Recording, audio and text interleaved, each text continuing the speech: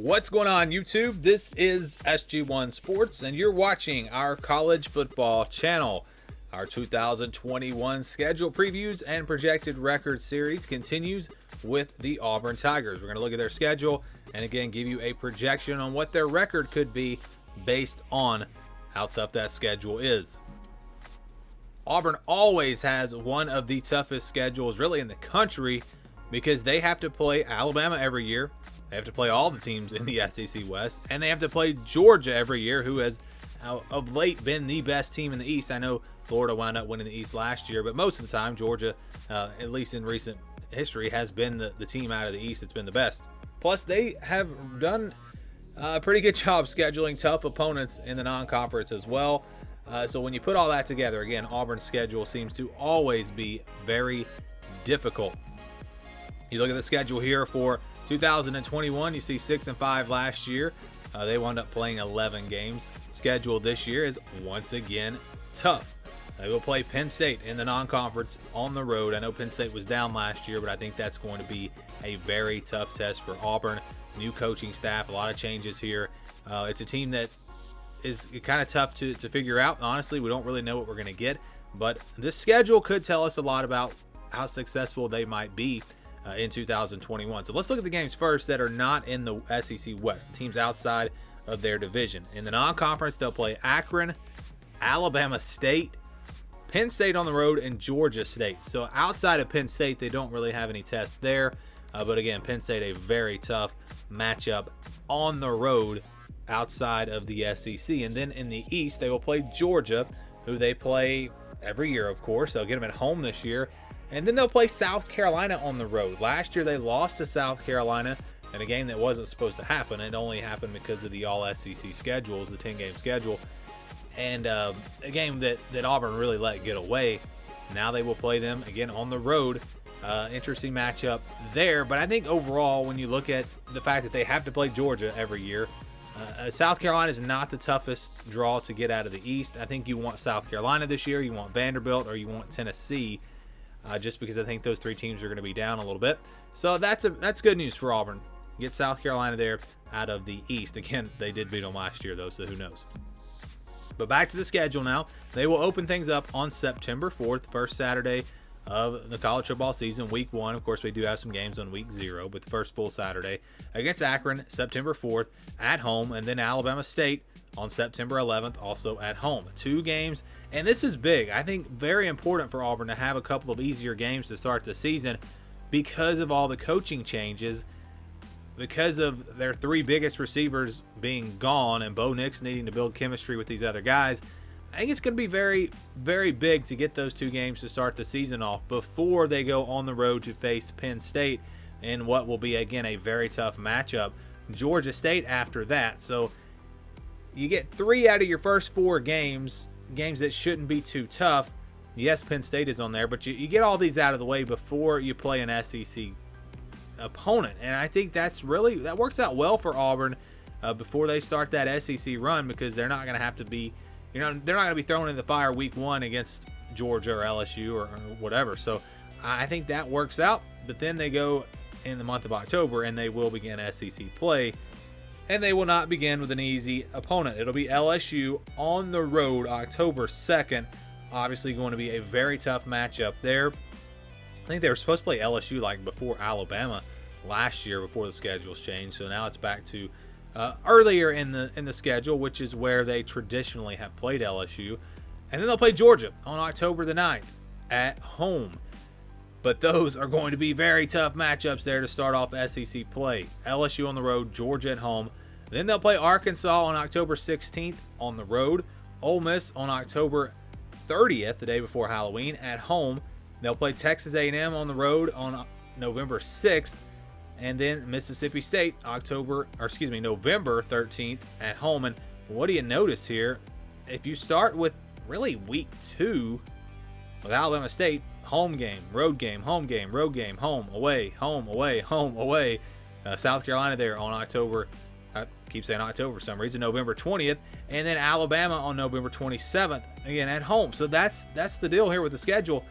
Once you get past those first 2 games that are back-to-back home games, every single game on the schedule is the opposite of the game before as far as home and away.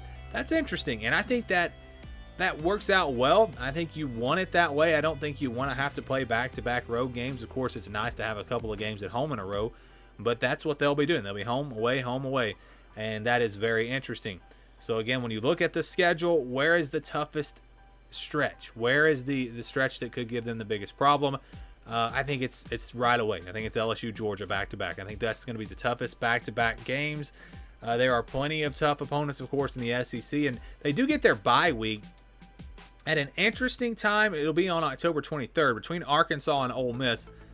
It's interesting because it's not before a huge game. It's not before LSU or Georgia or Alabama. It's before playing Ole Miss. But Ole Miss is going to be pretty good this year, and that is going to give them an opportunity to hopefully win that game. And again, it's going to be one that's going to be tough, so maybe that little bit of an advantage could help them to beat Ole Miss. Who knows? But that LSU Georgia back-to-back is really tough. Arkansas is going to be tough this year. A&M on the road going to be tough. It's just there's really no breaks on an SEC schedule this year if you're in the SEC West, because I think Mississippi State's going to be a quality team. Ole Miss is going to be a quality team. Arkansas, same thing. You don't have a couple of teams in the West that you can just show up and beat. And so they're going to have to bring it every single week. And if they lose to LSU on the road and they lose to Georgia, and let's say they lost to Penn State before that, if you're sitting there at 3-3 already, it could be a rough year. So those 2 games, LSU and Georgia, they really need to win one of those 2 games if they're going to have a chance to go on and have a successful year, in my opinion. I thought that this was going to be potentially a special year for Auburn because of this schedule. And this was before they fired Gus Malzahn. But if everyone had come back, and they didn't, a lot of guys left, so it may not have mattered anyway. But if everyone had come back and Bo Nix continued to get better, or started getting better, I don't know if you'd say he really got better last year, this schedule set up in a way that would have allowed them, I think, to make a run in the SEC West, because they got both Georgia and Alabama at home. And we know historically when Auburn has been really good, and they've had Georgia and they've had Alabama at home, they've had success. They've won those games many times. So you would have had that already set up for you. You would have had Texas A&M on the road, where Auburn has actually played much better. I don't think they may have lost 1 game in College Station. I don't think they've lost at all since Texas A&M came into the SEC on the road. So you would have had that going for you, even though those trends I don't think tell the whole story, because I think home field advantage is you still want to play a team at home. And the rest of these games are winnable. LSU on the road could be a tough one, but you could even lose that game and still potentially go to the SEC Championship. So again, the schedule for Auburn sets up in a way to where there's potential, I think, for them to have a really good year. But still, it's a tough schedule, and they're going to have to bring it every single week and have some things go their way, win some big games at home. And if they can do that again, I think it could be a pretty good year for Auburn in 2021. All right, we have previewed the schedule for Auburn. Now we're going to give you a projected record based on their strength of schedule. And I want to make it clear that this is not a prediction. This is not an official prediction from SG1 Sports. It's simply a projection based on the percentage I have for them to win each game. There might be some games where I have them as a favorite, and I think they're going to wind up losing when I make my predictions. There may be a game where I have them as an underdog, and I may predict them to win that game. So keep that in mind. But again, we look back at the schedule. They were 6-5 last year, looking to improve upon that. This is the scale that we use. If a game is in that 50-50 range, I put it between 41-59%. That game will stay in white. If they have a less than 10% chance, it'll be in red. 10-25% in orange. 26-40% in yellow. 60-74 in purple. 75-90 in blue. And if they have a more than 90% chance to win, we're going to put it in green. And that's where we'll start. We're going to look at the games that Auburn should win. It would be a monumental upset if they were to lose. And we've got 3 of those. 3 non-conference games: Akron, Alabama State, and Georgia State. They have no business losing any of these 3 games. Really, none of them should even be close. Auburn will be favored by 20-plus points, I think, in all 3 of these matchups. Now we go down to the blue, the 75-90% games. And you look through this schedule, I don't really see anything that fits into this category. Maybe South Carolina, but South Carolina just beat Auburn last year. And again, we're very conservative with this. I might personally think Auburn's going to beat South Carolina by 20 points. But when you look at what both teams have coming back, it's not too different. And the fact that South Carolina beat Auburn last year, we're not going to again, that's the difference in a projection and a prediction. A projection is a much more conservative. So keep that in mind as we look at the games in purple, not blue, because I think there are a couple of purple games. You have Mississippi State at home and South Carolina on the road. Mississippi State was a win for Auburn last year. I think both teams are not going to change that much this year, and it's at home. They won on the road last year. This time it's at home. And then you look at South Carolina, and I know what I just said, but if you go back and look at that game, I think it was a little bit of a fluke. Not a fluke might not be the right word, but it didn't indicate how good the two teams were when you look at the big picture. Big picture, Auburn obviously finished much better than South Carolina. Because of that, I think Auburn will be favored. And these are games where I think they're going to be favored by about a touchdown, 7-8 points, somewhere in there. And I believe Auburn will be favored in those two games. So you've got 5 games where they're going to be favored. The rest of the schedule, it's going to be a game where they are underdogs or the spread is very, very small. And so let's go to the games where they only have a 10 to 25% chance, and we start with Alabama. Actually, the only game in this category is Alabama. I know you can say it's the Iron Bowl.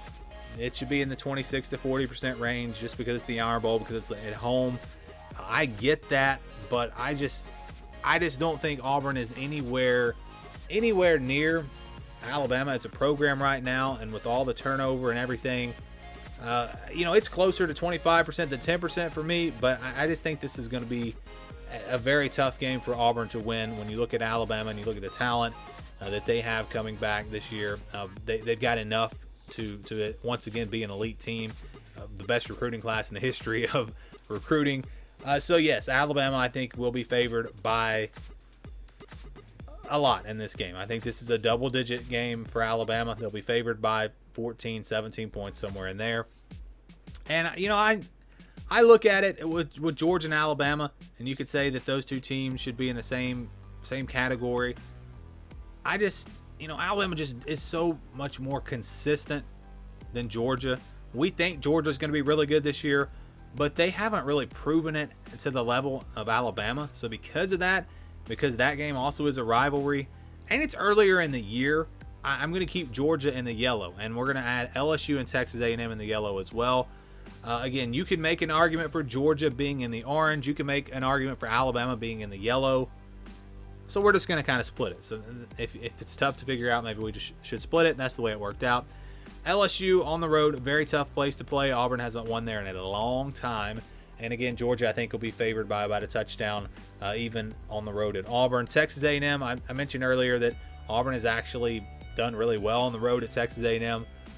But I still would rather have home field advantage. I think Texas A&M, overall talent-wise, is above Auburn right now, and they're playing at home. So I think all of these games will be games where Auburn is an underdog, not by a ton, but they will be, a touchdown, 7 or 8 points, somewhere in there, underdogs in all 3 of these games. That leaves Penn State, Arkansas, and Ole Miss, the final 3 games here on the schedule. They're not going to change colors because these are the 50-50 games, in my opinion, for Auburn. Penn State on the road. Which Penn State team are we going to see? The team that started the year off last year losing like 5 games in a row, or the team that finished really strong winning all those games in a row? It's hard to say. It's a tough place to play, assuming the stadiums are at full capacity next year. Very, very tough place to play. You got to like Penn State's chances, honestly, in this matchup. But I think it's very close, and I think it's close enough that we can call that a 50-50 game.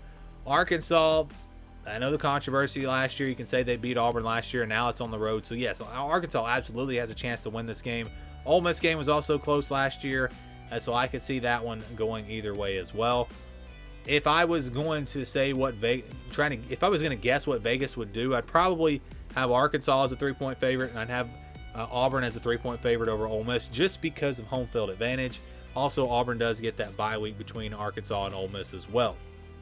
So when you look at all these games, the way we do this projection, if it's in the blue or the green, we count it as a win. If it's in the red or the orange, we count it as a loss. So that means 3 wins automatically counted here, 1 loss. And then we average out the rest of the games. What we do is we use 40% for the yellow, 50% for the white, and then we use 60% for the purple. So we're going again with a very conservative approach to this. That's why it's a projection, a record projection, not a prediction. We will, of course, go game by game and predict every game on the schedule for every team and give you our official predictions.